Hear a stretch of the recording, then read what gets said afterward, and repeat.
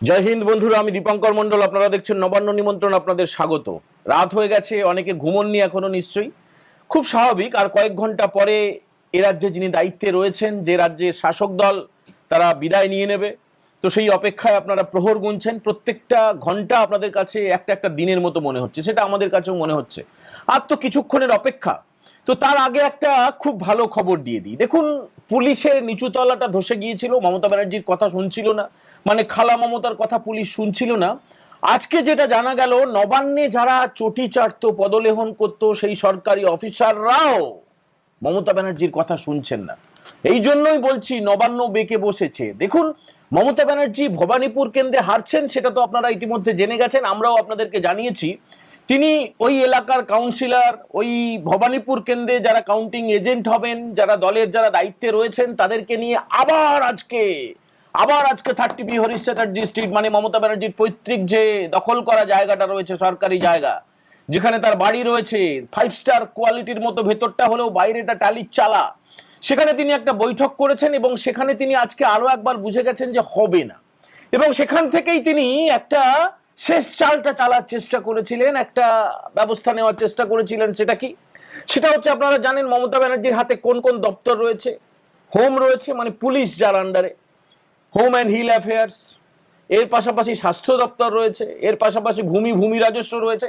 তার দপ্তরের হিসেব নেই। পরিসংখ্যান দপ্তর রয়েছে। আর একটা ইন্টারেস্টিং দপ্তর হচ্ছে তথ্য সংস্কৃতি দপ্তর। জানেন তো, তথ্য সংস্কৃতি দপ্তর, ইনফরমেশন অ্যান্ড কালচারাল অ্যাফেয়ার্স। তো প্রত্যেকটা ভোটে, মানে যে কোনো সাধারণ নির্বাচনে এদেরকে মাঠে নামানো হয়। গণমাধ্যম যেগুলো, মানে মিডিয়া সেন্টার, যেখানে গিয়ে আমরা বসি, সেখানে যে খবরগুলো পৌঁছে দেয়, মানে এত রাউন্ডের পরে কত ভোটে কে এগিয়ে আছে, সেটা এই তথ্য সংস্কৃতি দপ্তরের কর্মীরাই করেন, মানে মমতার আন্ডারে যে দপ্তরটা রয়েছে। এইবারে তাদেরকে বলা হয়েছিল, ঠিক আছে আগের মতো তাহলে ওইসব করো, কিন্তু তারা বসেছেন বেঁকে। তারা ইলেকশন কমিশনকে জানিয়ে দিয়েছেন। কমিশন সঙ্গে সঙ্গে সিদ্ধান্ত নিয়েছেন যে তথ্য সংস্কৃতি দপ্তরের কোন কর্মী গণমাধ্যমকে, মানে মিডিয়া সেন্টারে আগামীকালকে যে গণনা শুরু হতে চলেছে সকাল 8টা থেকে 77টা কেন্দ্রে, 293টা আসনের গণনা শুরু হতে চলেছে, সেখানে কোনো তথ্য প্রযুক্তি দপ্তরের কর্মী, তথ্য প্রযুক্তি না, তথ্য ও সংস্কৃতি দপ্তরের কোনো কর্মী তারা তথ্য আদান প্রদান করতে পারবেন না। ওই গণনা কেন্দ্রেই থাকতে পারবেন না। বুঝতে পারছেন? গণনা কেন্দ্রেই থাকতে পারবেন না। ডিআইসিওরা, মানে district information and cultural affairs officer, যারা ডিআইসিও, প্রত্যেকটা জেলায় জেলায় তো মিডিয়া সেন্টার করা হয়েছে, তারা থাকতে পারবেন না। কলকাতাতেও একই কেস। গেজেটেড অফিসাররা, শুধুমাত্র গ্রুপ এ অফিসাররা এই কাজ করতে পারবেন। এবং আপনারা জানেন গড়ে 18 থেকে 20 রাউন্ডের গণনা হবে।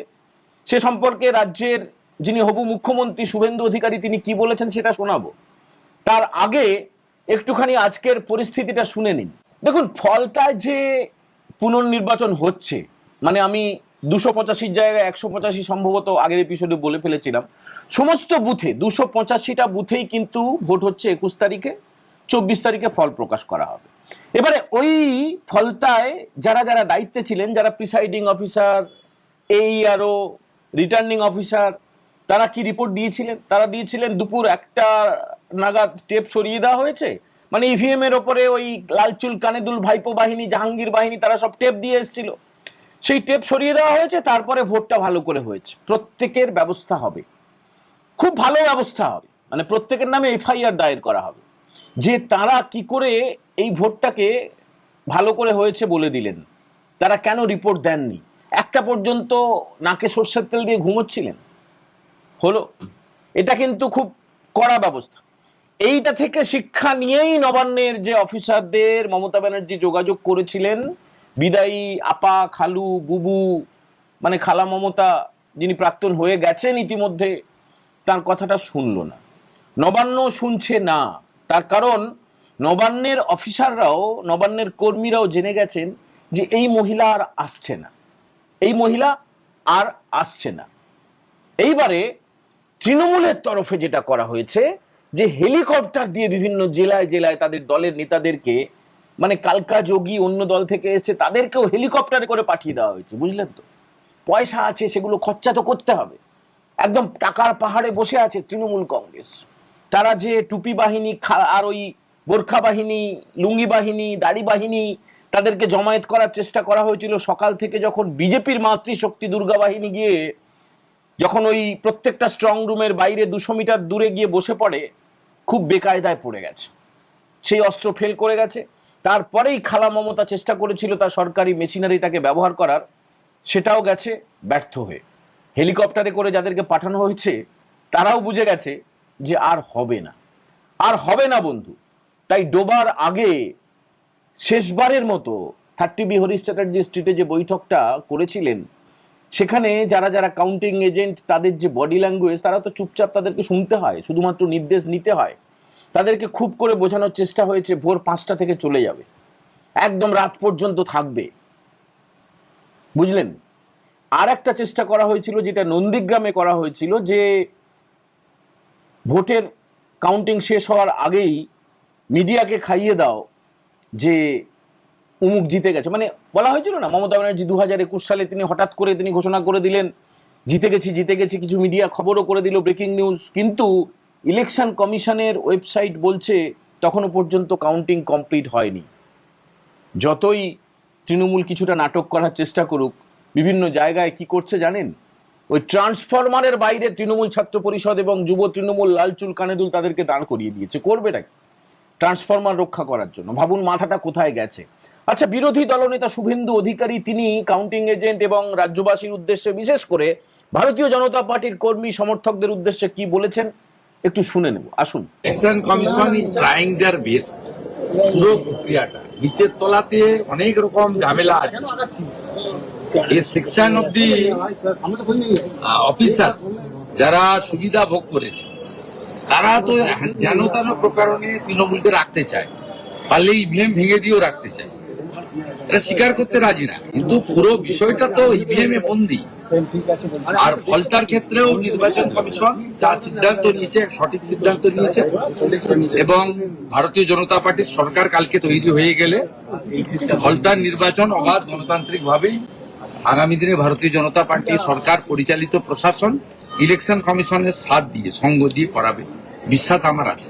আইএএস অফিসারের বিরুদ্ধে আপনি যে অভিযোগ, শামা পারভিন এবং প্রীতি গোয়েল অতি উৎসাহ নিয়ে কালকে এটা করছিলেন। আমরা অভিযোগ করার পরে ইলেকশন কমিশন থেকে সমস্ত এডিএমদের সঙ্গে যোগাযোগ করা হয়। দুইজন স্বীকার করে যে আমাদের ফোন করে এটা করেছে। কি করছিল? ভারতীয় জনতা পার্টির কাউন্টিং এজেন্টদের নামের তালিকা, অ্যাড্রেস, ফোন নাম্বার ইত্যাদি সংগ্রহ করছিল তৃণমূল কংগ্রেসকে দেওয়ার জন্য।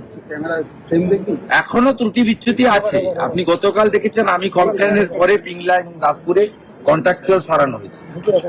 আজকে আমি অভিযোগ করেছি যে কে কোন টেবিলে কোন বিধানসভায় আছে। আমাদের সিডিপিও যারা আইসিডিএস এর অফিসার, তাদের গ্রুপে পোস্ট হচ্ছে, এটা তো অনৈতিক। এক্ষুনি আমি ইলেকশন কমিশনকে পাঠালাম, এসডিও তুফানগঞ্জ, তারা কন্ট্রাকচুয়ালদেরকে ডেকেছে সকালবেলা ডিউটি করার জন্য। কত আটকাবেন আপনি, কত আটকাবেন? এদের তো একটা শ্রেণীর লোক, এরা এইসব কাণ্ড কারখানা করে চলেছে। ন্যাচারালি এদেরকে আটকানোর জন্য আমাদেরকে লড়াই করতে হচ্ছে পদে পদে। আমি আর নামগুলো বলে দিচ্ছি। তুফানগঞ্জের এসডিও করেছে।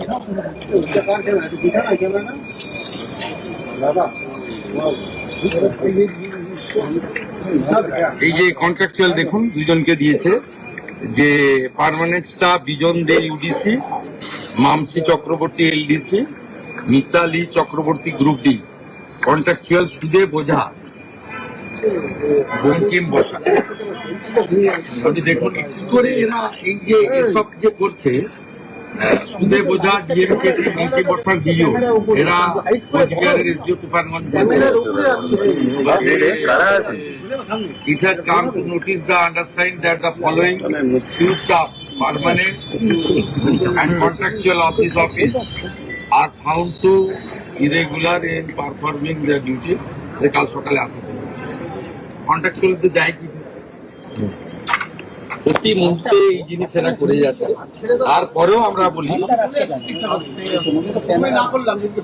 আমরা মানুষের জনাদেশ বা আশীর্বাদ পাবো। বলুন, হিন্দি বলুন।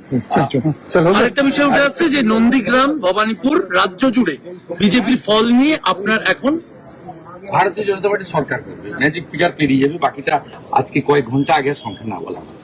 শুনুন, আগামীকাল রাজ্যবাসীর উদ্দেশ্যে কোনো বার্তা দেবেন আগামীকালের জন্য গণনা কর্মীদের উদ্দেশ্যে? ভারতীয় জনতা পার্টির সমস্ত গণনা কর্মীকে বলবো একদম সজাগ থেকে, সতর্ক থেকে আপনাদের যে প্রসিডিওর আছে যথাসময়ে ঢোকা এবং ঠিকঠাক করে কাউন্টিং করা, আর ইভিএম এর মেশিনে যা আপনার স্কোর আছে তার সেটা আপনার আরো টেবিল পর্যন্ত একই যাচ্ছে কিনা এগুলো দেখে নাও।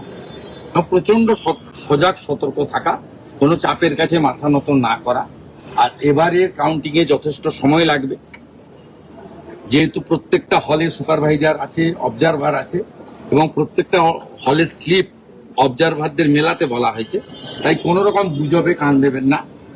18-20টা করে রাউন্ড হবে, অতএব একটা দুটো রাউন্ডে কোথাও আগে পিছিয়ে হলে বিচলিত হওয়ার কোনো কারণ নেই। 21-এর অভিজ্ঞতা নিয়ে আমরা আপনাদের সম্পূর্ণ সুরক্ষার জন্য ভিতরে এবং বাইরে ব্যবস্থা নিয়েছি। আপনারা একদম বিচলিত হবেন না।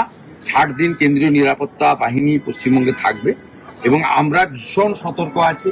আমাদের কেন্দ্রীয় নেতারা এখানে প্রত্যেকে জেলা ওয়াইজ উপস্থিত আছেন। দিল্লি, কলকাতা, বিভিন্ন জায়গায় বিজেপি নিজস্ব কন্ট্রোল রুম করেছেন। আমাদের বিচার পরিবারের লোকেরাও আছে, এমনকি সুরক্ষার জন্য আমাদের লয়ার থেকে শুরু করে আমাদের সমস্ত লোকজন, কালকে কয়েক লক্ষ লোক বাইরে আপনাদের সুরক্ষা দেওয়ার জন্য পাশে দাঁড়ানোর জন্য থাকবে। 8-10 রাউন্ডের আগে কোনো রকম বিচলিত হবেন না। যেমন আমি ভবানীপুরের ক্ষেত্রে বলি, 77 নম্বর ওয়ার্ড 3, 4, 5, 6 এই রাউন্ডে আসবে 49টা বুথ। 12টা হিন্দু বুথে আমার লিড হবে, 37টা মুসলিম বুথে মমতা ব্যানার্জির লিড হবে। বিচলিত হওয়ার কোনো কারণ নেই। 9-10 রাউন্ডের পরে দেখবেন যে লিডটা ওনার। বন্ধুরা, আপনারা শুনলেন, আশা করি আপনারা শক্তি পাবেন, সাহস পাবেন, বুকে বল পাবেন এবং আগামী কালকের জন্য আপনারা আরো ভালো করে তৈরি হবেন। সবাই ভালো থাকবেন। আজকের এই এপিসোড ভালো লাগলে বন্ধুদের সঙ্গে শেয়ার করবেন, আর যারা প্রথমবার দেখছেন নবান্ন নিমন্ত্রণ চ্যানেলটাকে সাবস্ক্রাইব করতে ভুলবেন না। আজকে রাতের মতো সবাইকে শুভরাত্রি। জয় হিন্দ, বন্দে মাতারাম।